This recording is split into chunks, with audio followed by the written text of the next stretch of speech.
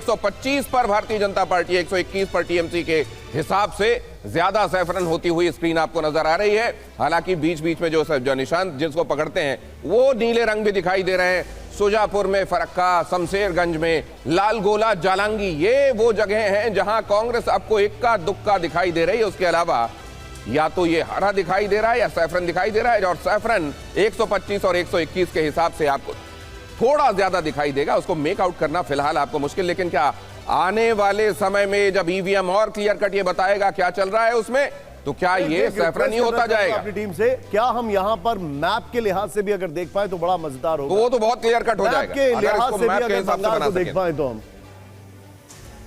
हाँ ये देखिए मैप के लिहाज से भी अगर आ जाएगा तो बताना बड़ा इजी हो जाएगा कि बंगाल में कहां बीजेपी जो है वो अपने स्ट्रॉन्ग होल्ड्स मजबूत कर रही है या चीजों को चेंज कर रही है। पश्चिम बंगाल, ये देखिए, आहा, ये मैप आपके सामने। North Bengal as it is intact है अगर बात की जाए, बल्कि नॉर्थ बंगाल में एक बार जरा मुझे दिनेश एक बार स्टिक दीजिएगा, ये देखिए, हालांकि मेरी छड़ी वहां तक नहीं जाएगी। नॉर्थ बंगाल में एकदम टॉप पर अदर्स हुआ करते थे, अदर्स टीएमसी और बीजेपी के अलावा वो टॉप पर टीएमसी आ गई है, उनको रिप्लेस कर दिया है। लेकिन बीच वाला जो एरिया है, ये वाला जो स्ट्रेच है, ये वाला स्ट्रेच, इस स्ट्रेच की अगर बात की जाए तो यहां पर इस स्ट्रेच पे बीजेपी की डोमिनेंस बढ़ गई है।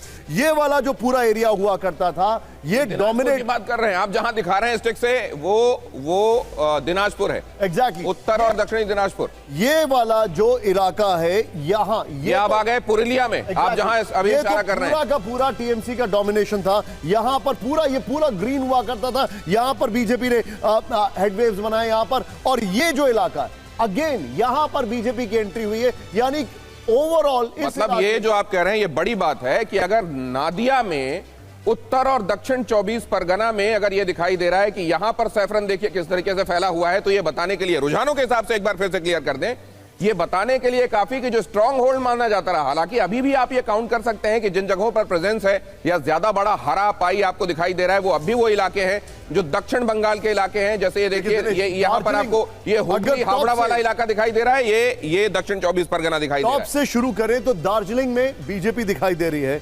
यहां पर आगे सबसे आगे इधर आ जाइए ना, पहले अलीपुर द्वार की तरफ और कूच बिहार की तरफ आ जाइए, और उसके बाद आ जाइए इधर जलपाईगुड़ी की तरफ आ जाइए और दार्जिलिंग की तरफ आ जाइए। ये पूरा आपको सैफरन दिखाई दे रहा है। एब्सोल्युटली। ये देखिए, अब जरा इस वक्त एक और बड़ी खबर, दिनेश ने आपको बड़े बखूबी तरीके से मैप की डिटेलिंग समझा दी। बड़ी खबर, और तमिलनाडु रुझानों में टीवी के नंबर 1 पार्टी, टीवी के नंबर 1, टीवीके का जो आंकड़ा है वो 89 पर है। और चेन्नई से आनंद हमारे साथ है। आनंद, अभी कहां पर है? टीवीके दफ्तर में आपने मूवमेंट शुरू किया कि नहीं वहां जाने की ओर? ये अभी हम तो डीएमके ऑफिस जा रहे थे, लेकिन जिस तरह से रुझानों में टीवीके जो है सबसे बड़ी पार्टी बन के उभरी है, तो जाहिर तौर पे ऐसा लगता है कि हमको टीवीके के दफ्तर जाना पड़ेगा। हालांकि वो थोड़ा दूर है, वो उनका जो ऑफिस है, लेकिन इतना जरूर है कि जो जन समर्थन दिखा था विजय की रैलियों में और साथ ही साथ जो उनके रोड शो में, ऐसा रुझानों के हिसाब से लगता है कि वो वोटों में कहीं ना कहीं। आनंद, मैं आपको अपना अनुभव शेयर करूंगा। आनंद, मुझे याद है जब अम्मा ने रिपीट किया था, जब रिपीट किया था तो एआईएडीएमके का दफ्तर और चेन्नई का बीच, ये दो जगह मार्क करके रखिए, टीवीके का दफ्तर और चेन्नई का बीच। जो जश्न अगले कुछ घंटों में शुरू होने वाला है वो अनबिलीवेबल होगा। तो आप अपने तो अपनी मूवमेंट अपनी टीम का करवाना आप शुरू कर दीजिए आनंद, क्योंकि जो टीवीके की जीत दिखाई दे रही है अभी तक रुझानों में लीड जो दिखाई दे रही है, वो अपने आप में बता रही है कि things are changing in a tectonic way Tamil Nadu में। आनंद, 89, 53 और 68। Anand, over to you. जी बिल्कुल, जाहिर तौर पे जिस तरह से रुझानों में टीवीके विजय की पार्टी नंबर 1 बन के उभरी है, ऐसा लगता है कि जो करप्शन और विकास का जो यहाँ पे मुद्दा था, कहीं ना कहीं उसका फ़ायदा विजय को मिलता हुआ नज़र आ रहा है। खास करके जो युवाओं और महिलाओं, जो उनका बड़ा वोट बैंक था, उन्होंने जाहिर तौर पर न सिर्फ उसकी रैलियों में आए विजय की, उनके रोड शो में आए, बल्कि वो पोलिंग बूथ पर पहुँचे और उन्होंने विजय को, टीवीके की पार्टी को वोट दिया। और जाहिर तौर पर जो एक नाराज़गी थी खासकर युवाओं में करप्शन को लेकर, एम्प्लॉयमेंट को लेकर, ऐसा लगता है रुझानों के मुताबिक कि वो जो युवाओं का वोट, महिलाओं का वोट, फैंस का वोट जो है वो विजय को मिलता नजर आ रहा है। युवाओं, महिलाओं और फैंस, मतलब फिर अब बच क्या गया? फैंस में तो आपने सब कुछ कर दिया। फैंस अगर ये इस तरीके की जीत वाकई हो रही है जो रुझानों में दिखाई दे रही है, तब तो ये फैंस में सारे आ गए वहां पर।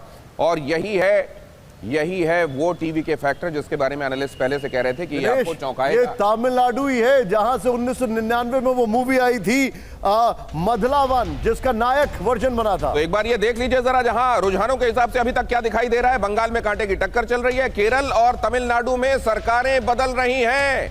केरल में एलडीएफ हटकर यूडीएफ आ रहा है और इधर टीवी का जलवा दिखाई दे रहा है। तमिलनाडु में, असम और पुडुचेरी में सरकारें रिपीट हो रही हैं। इंटरेस्टिंग बात यह है कि दीदी पहले कह रही थी कि हम 250 सीट के आसपास लाएंगे, लेकिन फिर उन्होंने कहा अभी परसों कि हम 200 सीट के आसपास लाएंगे। लेकिन अभी के जो आंकड़े दिखाई दे रहे हैं वो नेक टू नेक दिखाई दे रहे हैं, ये बंगाल के। मेरा सवाल यही है कि लोग ये कह रहे थे कि इसमें जो भी आपको दिखाई देगा वो डिसाइसिव दिखाई देगा, भारतीय जनता पार्टी के पक्ष में या तृणमूल कांग्रेस के पक्ष में, लेकिन ये नेक टू नेक दिखाई दे रहा है। तो इसकी वजह क्या है? एसआईआर किसके फेवर में या किसके अगेंस्ट में गया है? एंटी इनकम्बेंसी थी तो वो डिसाइसिव क्यों नहीं दिखाई दे रही है? सवाल ये है।